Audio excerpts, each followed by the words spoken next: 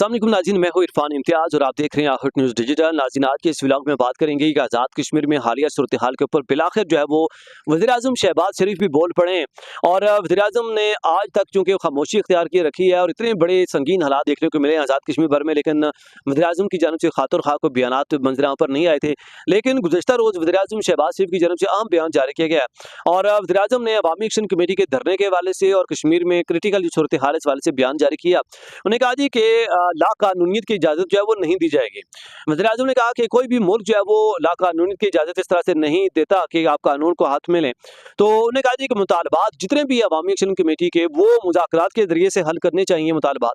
और कोई भी बात है वो टेबल टॉक के ज़रिए से होनी चाहिए और वहाँ पे जो तोड़-फोड़ है इस तरह का माहौल जो है वो ख़त्म किया जाए। इसके अलावा जी उन्होंने कहा जी कि मुहाजिरीन की सीटों पर नई हुकूमत बनने पर इस मामले को हल कर लिया जाए और मुहाजिरीन की सीटों के ऊपर भी वज़ीर-ए-आज़म शहबाज शरीफ बिलाखिर बोल पड़े। उन्होंने कहा जी कि मुहाजिरीन की जो सीटें हैं उस पर हमने पहले भी उनको कहा जी कि भाईजान ये मामला आईनी है, तो हम इसको जो है वो नई हुकूमत जैसी ही बनेगी आप ये इलेक्शन पुरअमन तरीके से होने दें और उसके बाद जो है हम जो है ये असेंबली में ये आवाज़ उठाएँगे और फिर जो मुहाजिरीन की सीटों का मामला है इसको हम हल करेंगे। तो अब जो है इसके ऊपर इन्होंने एक बार फिर कहा कि वज़ीर-ए-आज़म ने कि मुहाजिरीन की सीटों पर नई हुकूमत बनने पर इस मामले को हल कर लिया जाए और नई हुकूमत जैसी बनेगी तो हम इस मामले को हल करेंगे। तो इस पर जो है वो मज़ीद बोले कि हम पहले भी कहते रहे कि नई हुकूमत बनने दें, लेकिन ये जो ग्रुप है वो नहीं माना। ये वज़ीर-ए-आज़म शहबाज शरीफ की तरफ से कहा गया है कि हम इन लोगों को पहले भी कहते रहे कि भाई नई हुकूमत बनने दें, तब हम ये मामला हल कर लेंगे। लेकिन जो है वो जो लोग बैठे हैं उन्होंने कहा जी कि अवामी एक्शन कमेटी के लोग जो है वो नहीं माने, लेकिन जो जिसकी वजह से सूरत हाल जो है इतनी ख़राब हो गई, इस नहज पे हालात पहुँच गए। तो इसी तरह उन्होंने इसके साथ-साथ ये भी कहा जी कि कुछ लोग जो है सिर्फ तुले हुए हैं कि वो वहाँ अनारकी और बदअमनी फैलानी है। ये वज़ीर-ए-आज़म शहबाज शरीफ ने अवामी एक्शन कमेटी की तरफ इशारा करते हुए कहा कि कुछ लोग वहाँ पे ऐसे हैं जो सिर्फ इस बात पे तुले हुए हैं कि अनारकी और बदअमनी फैलानी है, तो हम ऐसे लोगों को हरगिज़ बर्दाश्त नहीं करेंगे। उन्होंने कहा जी कि अगर तो वो पुरअमन तरीके से ये चीज़ें करेंगे या मुज़ाकरात हम उनके साथ करने को तैयार हैं, हम बैठेंगे भी, उनको मौका भी देंगे, नई हुकूमत जैसे ही बनेगी तो हम मुज़ाकरात करेंगे। तो उन्होंने कहा जी इन शॉर्ट ये कि जब तक वो पुरअमन तरीके से चीज़ें करेंगे तो हम उनके साथ कोऑपरेट करेंगे। तो इसी के साथ-साथ गुज़श्ता दिनों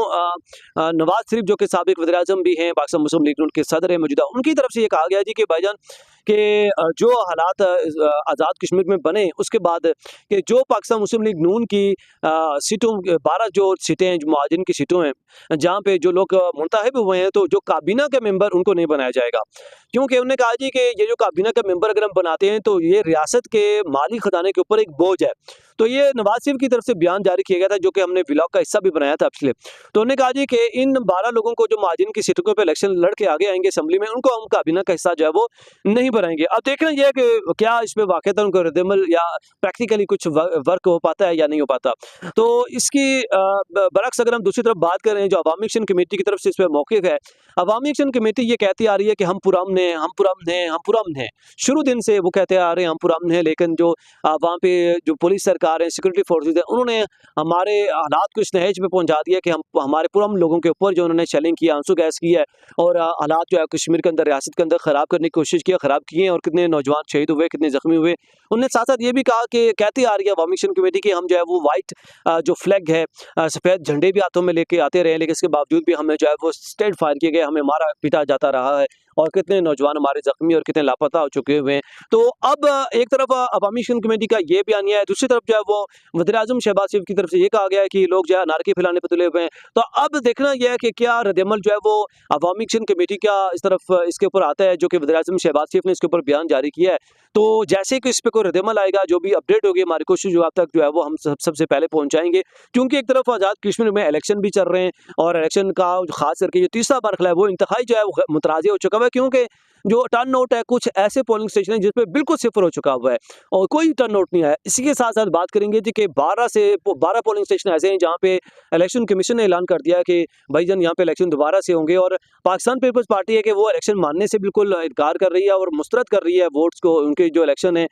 जो पोलिंग है, उन सारी मामलात को। तो अब इस तरह की सिचुएशन में इलेक्शन भी हो गए हैं। इलेक्शन कमीशन इस बात को मानने पर राज़ी होता है कि जो पीपल्स पार्टी बार-बार ऐलान कर रही है, बार-बार मुस्तरद कर रही है, तो क्या ये इलेक्शन दोबारा से करवाए जाते हैं या रिकाउंटिंग होती है या नहीं करवाई जाती। तो इस पे जो भी फैसला होगा हम आपके सामने रखेंगे। इसके साथ ही इजाज़त दीजिए। अल्लाह निगहबान।